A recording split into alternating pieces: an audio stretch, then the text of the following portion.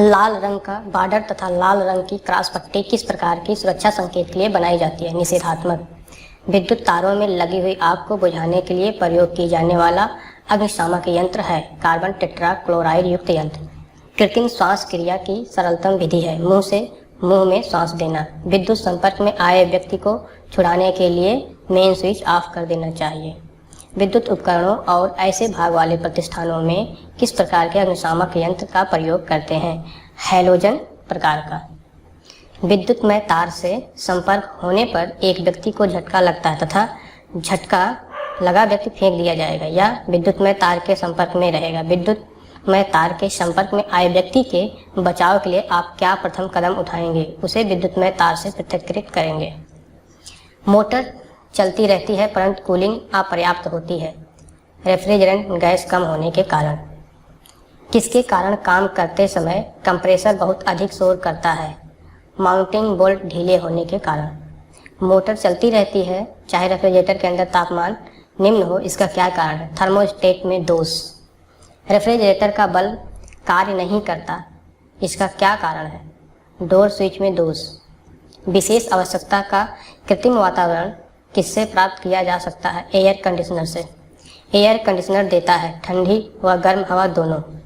Air conditioner की क्षमता किसके द्वारा मापी जाती है? टन। एयर कंडीशनर में प्रयोग होने वाला रेफ्रिजरेंट क्या होता है? फ्रियान। जब किसी चालक में विद्युत धारा प्रवाहित की जाती है तो उसमें ऊष्मा उत्पन्न होती है। सामान्य हीटर का एलिमेंट प्रायः किस प्रकार का बना होता है? गोलाकार। इलेक्ट्रिकल आयरन का सोल प्लेट किसका बना होता है? कास्ट आयरन का। इलेक्ट्रिक आयरन का एलिमेंट किसका बना होता है? रिबन नाइक्रोम का। लकड़ी या प्लास्टिक का कौन बना होता है? हैंडल।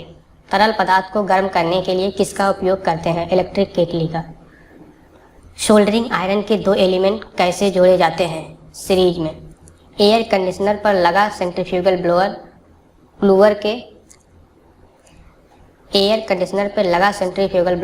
कूलर के आंतरिक भाग से वायु को खींचता है।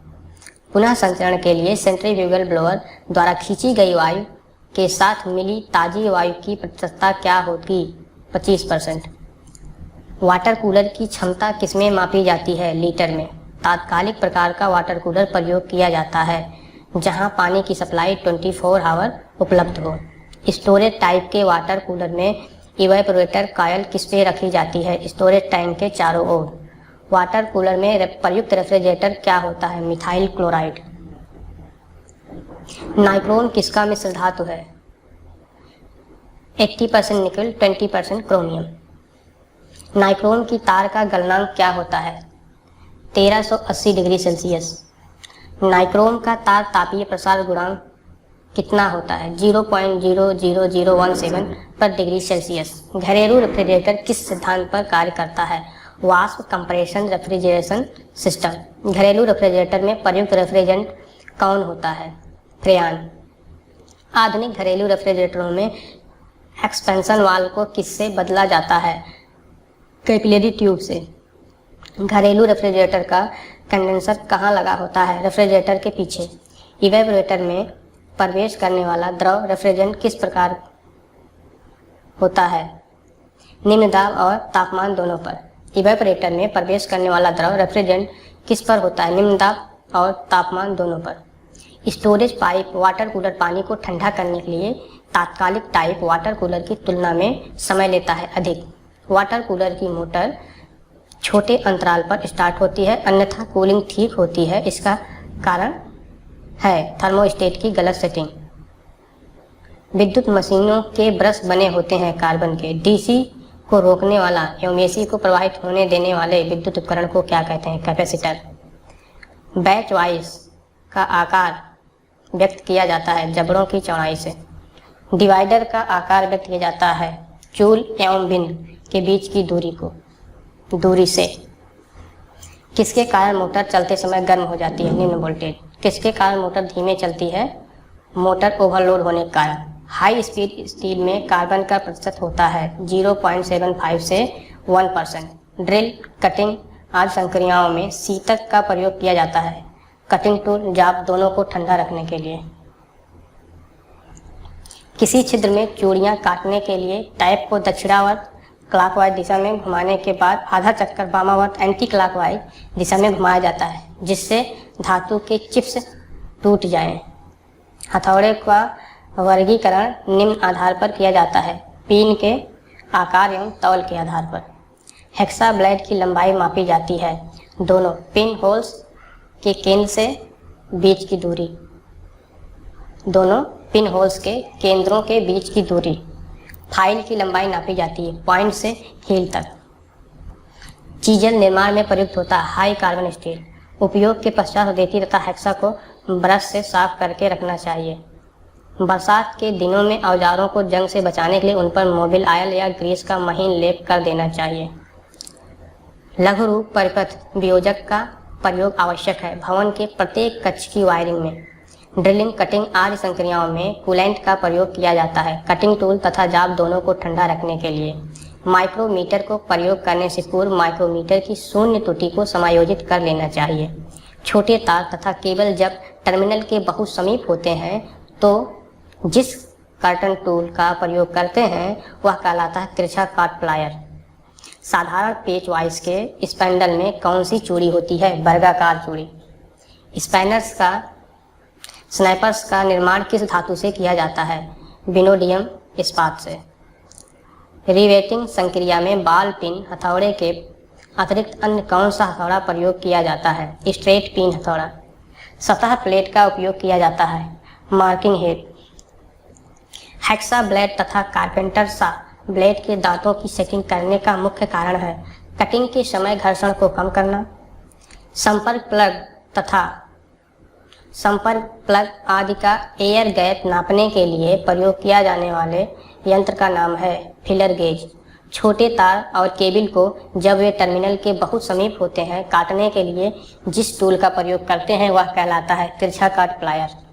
सर्किट से सुंडाकार शाइंक वर्मा के अपनयन निकलने के लिए आप कौन से औजार का प्रयोग करेंगे? ड्रिफ्ट। गुनिया के कई प्रयोग हैं। गुनिया से कौन सा काम नहीं किया जा सकता? पृष्ठ की सपाटता की जांच। बस बार में प्रयोग की जाने वाली धातु है कठोर खिंचा तांबा। किसी केबल की धारावाहन क्षमता उसके चालक पर निर्भर है। प्रच्छेदीय क्षेत्रफल। वर्नियर कैलिपर्स का अल्पतमांक होता है 0.02 मिलीमीटर। किसी अयस्क में से मिट्टी को पृथक करने हेतु अपनाई जाने वाली प्रक्रिया है वॉशिंग। त्रिभुजाकार रेती की लंबाई सामान्यतः होती है 150 मिलीमीटर। फोल्डिंग रूल का अल्पतमांक होता है 1 मिलीमीटर। कास्ट खंडों में वर्गाकार आयताकार छिद्र बनाने के लिए प्रयुक्त छेनी है मार्टिस छेनी। रंधे के ब्लेड की धार को तेज करने के लिए प्रयुक्त औजार है आयल स्टोन। कास्ट सिल्क बाग की लंबाई सामान्यतः होती है 120 सेंटीमीटर। कास्ट सिल्क में प्रयुक्त किए जाने वाले प्रमुख पेच है काउंटर संक फ्लैट हेड वुडन स्क्रू। माचिस की तीलियों में प्रयुक्त कास्ट है पॉपुलर। लैप जोड़ का प्रयोग किया जाता है सीलिंग में। 7/20 केबल का अर्थ है 20 SW गेज के 7 तार। कौन सा पदार्थ अचालक नहीं है? कार्बन। मध्यम वोल्टेज ग्रेड केबल की अधिकतम सहनीय वोल्टेज होती है 650 वोल्ट। बंद अतिधारा बचाव द्वारा परिपथ के लिए केबल में आवश्यक धारा प्राप्त करने के लिए सामान्य धारावाहन क्षमता के रेटिंग फैक्टर का गुणांक होना चाहिए जो होता है 0.81। यद्यपि किसी विद्युत अधिष्ठान का ICDP स्विच बंद अवस्था में है तो भी स्विच संयोजित भार सामान्य रूप से कार्य कर रहा है। इसका कारण स्विच में L व E के बीच भूदोष। 3 पिन प्लग टॉप में अर्थिंग पिन को मोटा करने का कारण है अधिक क्षण धारा वहन कर सके। 3 फेज लाइन में परिपथ को ऑन ऑफ करने के लिए सामान्यतः प्रयोग किए जाने वाले स्विच हैं ICTP। पैकिंग केस के निर्माण में सामान्यतः कौन से जोड़ का प्रयोग किया जाता है? डवटेल जोड़। धात्विक चादर से निर्मित पात्रों के किनारों को मजबूती तथा सुंदरता प्रदान करने के लिए मोड़ दिया जाता है हैमिंग कहलाता है हैमिंग। धात्विक चादर के किनारों को मोड़कर उसमें तार फंसाने की प्रक्रिया कहलाती है वायरिंग। चोट चिन्ह रहित हैमरिंग के लिए कौन से हथौड़े का प्रयोग किया जाता है? मैलेट। की बनाने के लिए कौन सी स्टेक का प्रयोग किया जाता है? Funnel stake. नॉचिंग प्रक्रिया से अभिप्राय है धात्विक चादर पात्र बनाने के लिए चादरों के कोनों को वर्गाकार, आयताकार, त्रिभुजाकार आकृति में काटना। बेंच शीयरिंग मशीन का प्रयोग किया जाता है 18 गेज तथा इससे मोटी धात्विक चादरों को काटने के लिए। धनावेशित वस्तु में है इलेक्ट्रॉनों की कमी। दो समरूप धातु के गोलों को क्रमशः +q तथा -q आवेश दिए गए हैं तो धनावेशित गोले का द्रव्यमान ऋणावेशित गोले से कम होगा। 1 कूलाम आवेश में इलेक्ट्रॉनों की संख्या होती है 1.6 × 10⁻⁻।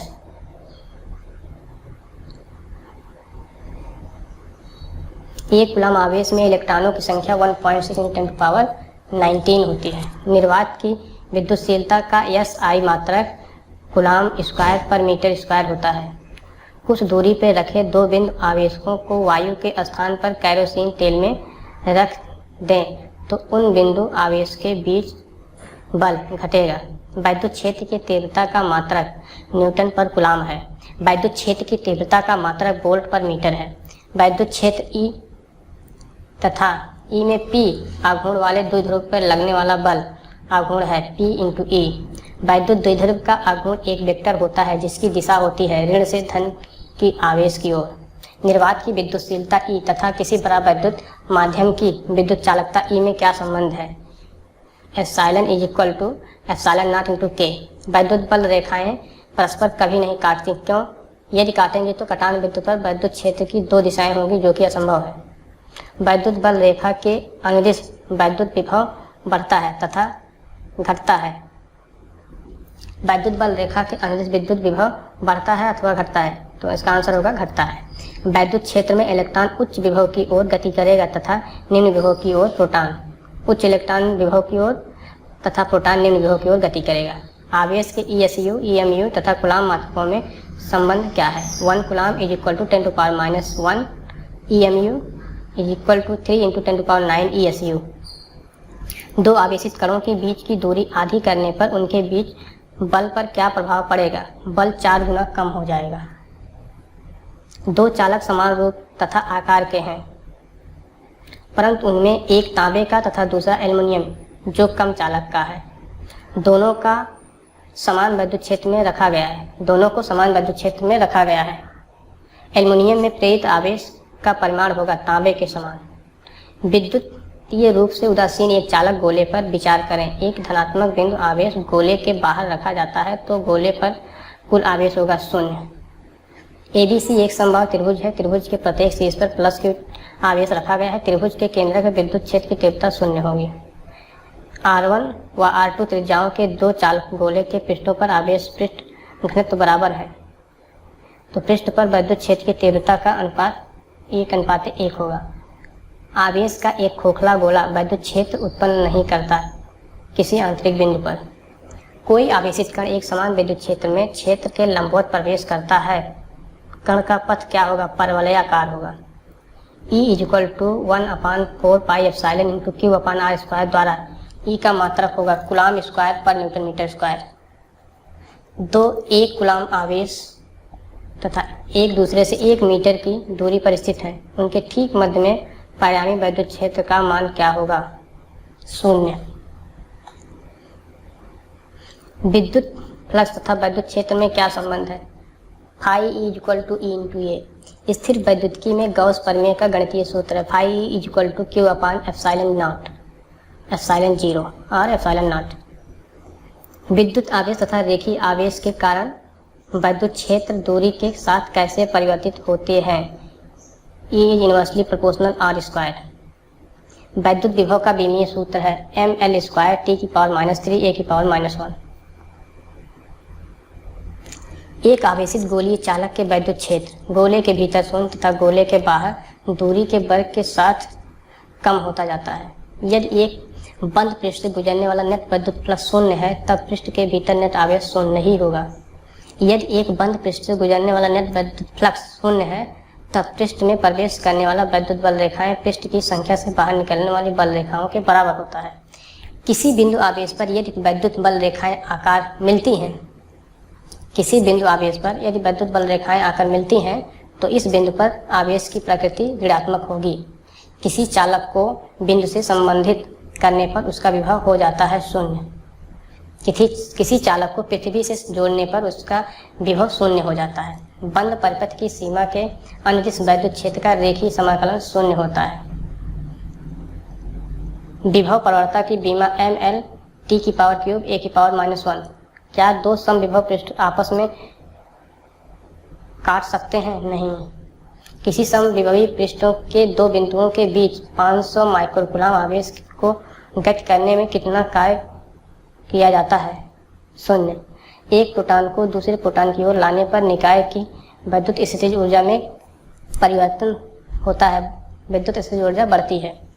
एक आवेशित क्षण के निकट एक आवेशित धातु की छड़ रखने पर प्रथम क्षण के विभव पर क्या प्रभाव पड़ेगा? विभव घट जाएगा। यदि आवेशित समांतर प्लेट संधारित्र की प्लेटों को परस्पर निकट लाया जाए तो उनके विभवांतर पर क्या प्रभाव पड़ेगा? विभवांतर बढ़ जाएगा। किसी आवेशित संधारित्र पर परिणामी आवेश कितना होता है? शून्य। एक आवेशित संधारित्र एवं वैद्युत सेल में मूल अंतर क्या होता है? सेल में ली गई धारा नियत होती है। एक आवेशित संधारित्र तथा वैद्युत सेल में मूल अंतर क्या है? सेल से ली गई धारा नियत होती है। एक चालक पर कोई आवेश नहीं है, इसकी धारिता क्या होगी? शून्य। किसी संधारित्र को एक सीमा से अधिक आवेश देना संभव क्यों नहीं होता है? क्योंकि प्लेटों के बीच विभवांतर बढ़ जाएगा। ऐसा कौन सा चालक है जिससे असीमित आवेशित किया जा सकता है? पृथ्वी। पृथ्वी के वैद्युत विभव को शून्य माना जाता है पृथ्वी की धारिता अनंत होने के कारण। विद्युत एवं विद्युत धारा का अध्ययन करने के लिए सर्वप्रथम किनका अध्ययन करना आवश्यक है? परमाणु संरचना में इलेक्ट्रॉन का। विद्युत धारा के प्रवाह एवं सभी प्रकार के इलेक्ट्रॉनिक प्रक्रियाओं के लिए कौन उत्तरदायी है? इलेक्ट्रॉन। जिसका कोई निश्चित भार होता है तथा जो स्थान घेरता है उसे पदार्थ कहते हैं। प्रत्येक पदार्थ छोटे छोटे कणों से बना होता है। उन कणों को अणु कहते हैं। पदार्थ का प्रत्येक अणु अपने से छोटे कणों से मिलकर बना है। इन कणों को परमाणु कहते हैं। मिश्रण के अवयव को किन विधियों के द्वारा पृथक किया जा सकता है? भौतिक विधियों के द्वारा। यौगिक के अवयवों को किन विधियों से पृथक किया जा सकता है? रासायनिक विधियों से। परावैद्युत पदार्थ मोम, कांच, अभ्रक होते हैं। जर्मेनियम, अभ्रक तथा कार्बन में कौन सा परावैद्युत है? इसमें अभ्रक परावैद्युत है। संधारित्र में प्रयुक्त होने वाले परावैद्युत पदार्थ हैं कागज, मोम, अभ्रक। संधारित्र की धारिता को कैसे बढ़ाया जा सकता है? प्लेटों का क्षेत्रफल बढ़ाकर उनके बीच की दूरी घटाकर। संधारित्र की प्लेटों के बीच परावैद्युत भरने पर धारिता क्यों बढ़ जाती है? आवेशित प्लेटों के बीच परावैद्युत माध्यम के अणु ध्रुवित हो जाते हैं। यदि किसी आवेशित संधारित्र की प्लेटों को अचानक तांबे के तार द्वारा एक दूसरे से संबंधित कर दें तो क्या होगा? संधारित्र तुरंत निरावेशित हो जाएगा। संधारित्र में परावैद्युत के रूप में धातुओं का उपयोग नहीं किया जा सकता। क्यों? प्लेटों के बीच पूरे स्थान में धातु रहने पर प्लेटें लघुपतित होकर निरावेशित हो जाएंगी। 3 संधारित्र के संयोग से अधिकतम धारिता कैसे प्राप्त करेंगे? तीनों को समांतर क्रम में जोड़कर। 3 संधारित्रों के संयोग से न्यूनतम धारिता किस प्रकार प्राप्त होगी? श्रेणी क्रम जोड़कर। 2 आवेशित वस्तुओं को जोड़ने पर उनके बीच वैद्युत धारा प्रवाहित नहीं होती है यदि उनके विभव समान है। प्रत्येक परमाणु में एक केंद्रीय सघन भाग होता है, उसे नाभिक कहते हैं। नाभिक के चारों ओर विभिन्न कक्षाओं में इलेक्ट्रॉन परिक्रमा करते हैं। नाभिक के चारों ओर की कक्षाओं का आकार प्रायः दीर्घवृत्तीय होता है। नाभिक में अवस्थित प्रोटॉन एवं न्यूट्रॉन होते हैं। प्रोटॉन एवं न्यूट्रॉन किस प्रकार के बल द्वारा नाभिक से बंधे होते हैं? अंतरा आणविक बल। परमाणु में नाभिक के चारों ओर किस प्रकार का स्थान होता है? रिक्त स्थान होता है। किस कक्षा में 8 इलेक्ट्रॉन पूर्ण हो जाने पर इसका निर्माण प्रारंभ हो जाता है? नई कक्षा का निर्माण। किसी तत्व के एक परमाणु में विद्यमान इलेक्ट्रॉन्स तथा प्रोटॉन्स की संख्या कहलाती है परमाणु संख्या। किसी तत्व के एक परमाणु में विद्यमान इलेक्ट्रॉन तथा प्रोटॉनों की संख्या उस परमाणु की परमाणु संख्या कहलाती है। किसी तत्व के एक परमाणु में विद्यमान इलेक्ट्रॉन अथवा प्रोटॉन की संख्या उस तत्व की परमाणु संख्या कहलाती है। किसी तत्व के एक परमाणु के नाभिक में विद्यमान पोटासियम न्यूट्रॉन्स की कुल संख्या परमाणु भार कहलाती है अथवा द्रव्यमान संख्या कहलाती है। किसी तत्व के परमाणु की अंतिम कक्षा में उपस्थित इलेक्ट्रॉन्स कहलाते हैं संयोजी इलेक्ट्रॉन। आवेश युक्त परमाणु अथवा परमाणुओं के समूह को कहते हैं आयरन। आवेश युक्त परमाणु अथवा परमाणुओं के समूह को कहते हैं आयन कहते हैं। एक धनावेशित पृथक्कृत चालक एक आवेशित पृथक्कृत चालक बी लाया जाता है। इससे आवेशित एक अनावेशित पृथक्कृत चालक ए एक आवेशित पृथक्कृत चालक बी समीप लाया जाता है। इससे आवेश स्थिर रहता है परंतु विभव घट जाता है। क्या आवेशित चालक की ऊर्जा ऋणात्मक हो सकती है? नहीं। एक समांतर प्लेट वायु संधारित एक बैटरी से जुड़ा है। प्लेटों के बीच पूरे स्थान को एक परावैद्युत से भर दिया जाता है। परिणामतः बढ़ जाते हैं आवेश तथा धारिता। जिस परमाणु में निर्धारित संख्या की अपेक्षा इलेक्ट्रॉन की संख्या की कमी हो जाती है उसे धनायन कहते हैं। परमाणुओं अथवा परमाणु समूहों के आयन बनने की प्रक्रिया कहलाती है आयनीकरण। किसी तत्व के पदार्थ में से इलेक्ट्रॉन का प्रवाह कहलाता है विद्युत धारा। विद्युत धारा का प्रतीक एवं मात्रक एम्पीयर होता है।